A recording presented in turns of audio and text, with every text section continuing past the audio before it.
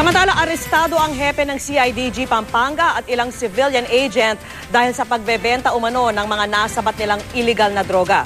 Saksi si Jamie Santos.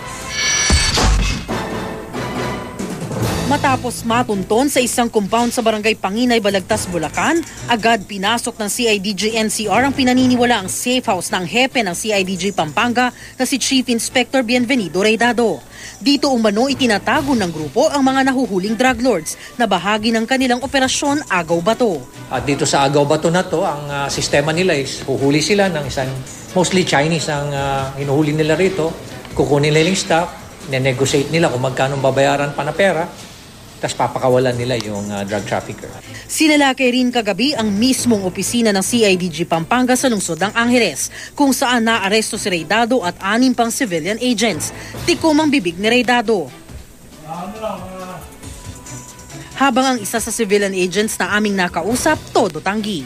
Sir, may kinalaman daw ba kayo sa sindikata na kumukuha ng droga? Hindi nga totoo yun. Na-recover din ang 5 high-powered firearms at 11 pistola na ang ilan ay walang lisensya o pasuna. Meron ding mga bala, ilang cellphone at mahigit 2 milyong pisong cash na hinihinalang mula sa pinagbentahan ng mga kinumpiskang shabu ng grupo. Bukod sa Bulacan at Pampanga, may operasyon din daw sila sa Maynila. Meron na siyang mga previous records. May mga cases na nangyaring incident, may mga insidente na wherein he was actually investigated for irregularities in anti-crime operations. Nahaharap sa mga reklamong kriminal at administratibo ang mga suspect. Ako si Jamie Santos, ang inyong saksi.